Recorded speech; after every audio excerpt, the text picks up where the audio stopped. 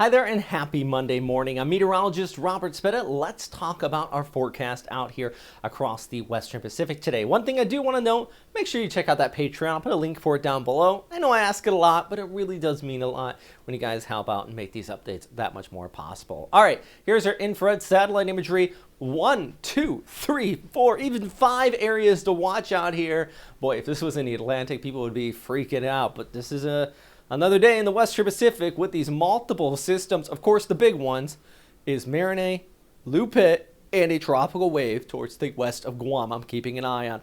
Let's talk about these two systems first. Of course, Mirinae, now already past Tokyo, did bring those breezy conditions along the eastern seaboard. Still got some rough surf there, but all eyes are also on Lupit, which did make landfall in Kyushu, and now tracking there across Honshu, bringing pretty much plenty of rainfall. Very disorganized, both of these.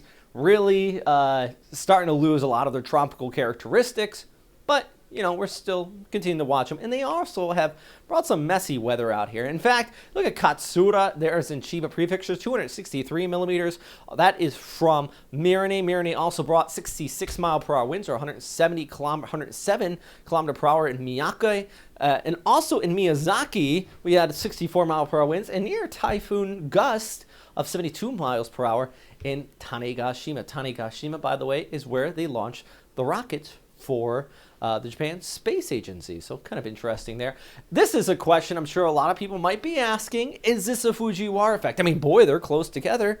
And it kind of looks like that at first glance. You got that satellite imagery, that convection there, convection here. The thing is, they're both embedded in the overall background flow and are moving towards the east. So I guess you could maybe say Fujiwara effect, but I do believe it would be a bit of a stretch. Anyways, this is that forecast there, going hour by hour. This is Monday at noontime. Still have this tracking across western Honshu, bringing in some of that moisture and those gusty conditions from the south into Tokyo, where Tokyo, right along the coast, still could see gusts of 40 to 50 kilometers per hour. And it's going to continue to track towards the north and east. I think I need to take off some of these wind barbs here because, boy, there is a lot going on in this picture before it moves away. And then you get that cloud cover still lingering in its wake over most of Japan by Wednesday. But the bulk of this is going to be gone and out of here by the time we head through Wednesday and there into Thursday. All right, I do want to show you kind of the bigger picture before I get into this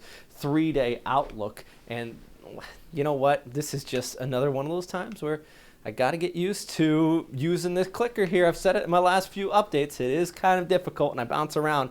It's because this button just doesn't work sometimes. Still getting used to it. Anyways, here on Monday, still got our systems there. The overall flow, the Westpac high continuing to dominate out here. Then you have that trailing monsoonal flow there across Taiwan into the southern Japanese islands. But we are watching this area now located just towards the east of the Philippines. Now, most of the guidance does pull this towards the north, but it could get close enough to increase showers, mostly across the central areas of the Philippines, and eventually, as opposed towards the north, even into western locations of Luzon on top of that. So I think across maybe region 1 in Luzon, you're going to see that inflow of showers coming through this and also into Visayas. Let's talk about a 3-day outlook now. I finally got to it. Thunder showers there into Bangkok. Well, today across Manila through tomorrow. Still got the thunder, but not that much wind. I mean, the southwesterly flow is still there. It's not crazy intense. I think that's going to really pick up by Wednesday into Thursday.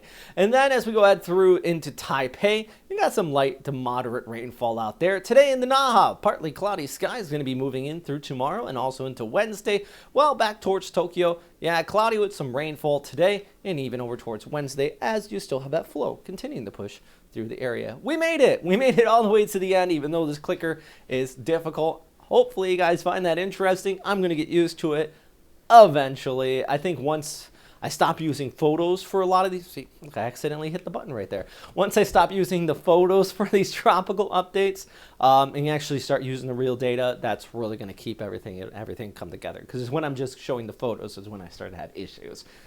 That stuff is coming in soon. Anyways, that is from Adam. Nice little photo he sent in there as well. Does look like the show was just keeping on going, even though I wanted to end on this slide. But hey, I shared that yesterday.